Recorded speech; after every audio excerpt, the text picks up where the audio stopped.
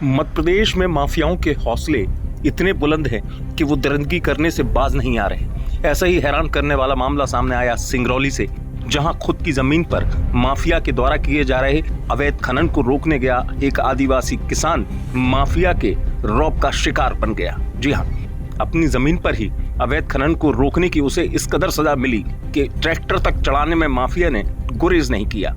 जी हाँ, किसान ने माफिया को जब रोकने की कोशिश की तो उसने ट्रैक्टर ही चढ़ा दिया। घायल अवस्था में पीड़ित आदिवासी को अस्पताल ले जाया गया, जहां उसकी मौत हो गई। सिंगरौली में इस तरीके का मामला सामने आया तो बवाल मचना भी शुरू हो गया। पुलिस मौके पर पहुंची।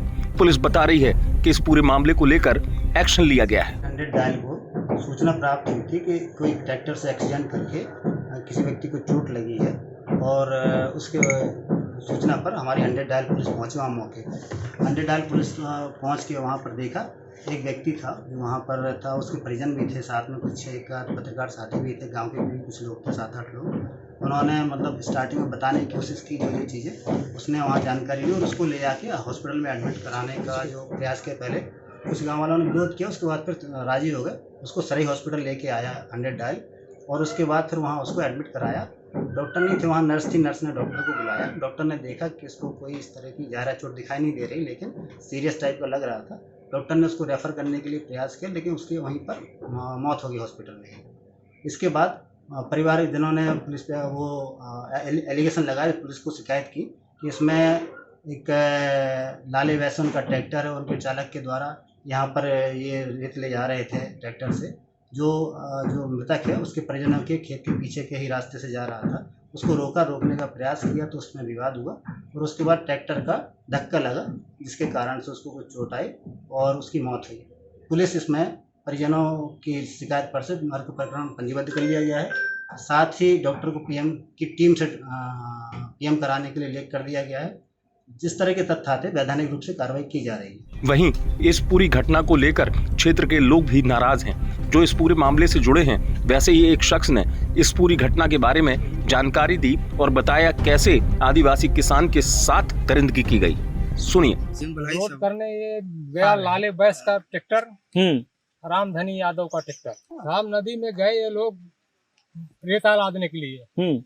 वो लड़का गया, उनको बोलने लगा कि मतलब हम यहाँ अपना ये रेता नहीं लोड करने देंगे। उसमें ड्राइवर को मालूम है, ड्राइवर लाले का ड्राइवर लाले कोल था। 7 बजे शाम को हल्ला गुल्ला हुआ, हम लोग दौड़े उधर, देखे तो वहाँ मार के गिरा दिए थे वो लोग, और ट्रैक्टर चढ़ाते हुए से भाग गए। बेहोश था वहाँ। थाने में सार दिए हमने उसको, लेकिन 2 बार 3 बार हम लोग 100 नंबर लगाए, लेकिन वहाँ कोई सुनाई नहीं हुआ। फिर कैसे लेकर के आए हैं? बहुत समय से मतलब यहाँ पे पहुँचे वहाँ। वहीं इस पूरे मामले को लेकर अब प्रदेश की राजनीति भी गर्मा गई है।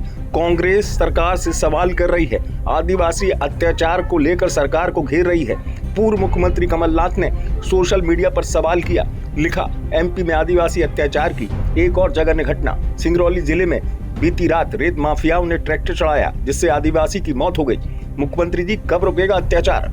कमलनाथ ही नहीं, जीतू पटवारी भी इस मुद्दे पर अब आक्रामक हो गए हैं। उन्होंने भी सोशल मीडिया पर सरकार को घेरा और लिखा, मध्य प्रदेश में अंतहीन हो चुके आदिवासी उत्पीड़न की एक और सनसनीखेज घटना अब सिंगरौली से सामने आई है।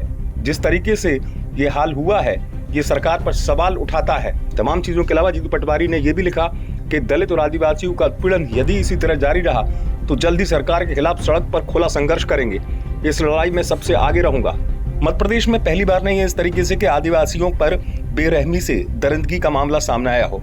इससे पहले भी कई मामले सामने आए हैं, लेकिन इन दिनों इस तरह की घटनाएं सामने आने से कांग्रेस को भी मौका मिला है, साथ ही साथ सरकार भी सवालों के घेरे में है। सिंगरौली से हरिओम सिंह की रिपोर्ट, एमपी तक।